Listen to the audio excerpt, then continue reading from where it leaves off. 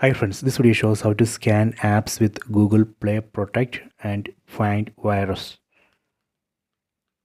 Go to settings, set settings icon from top right corner. Go to privacy, go down, set security.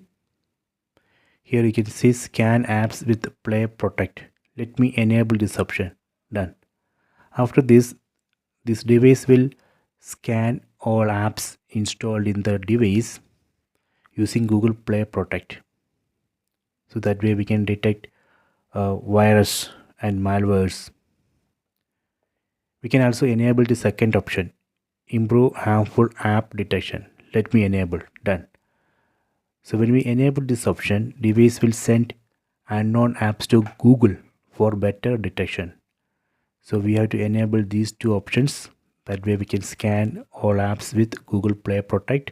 You can try this. I hope you have enjoyed this video. Please subscribe this channel. Please like and share the video.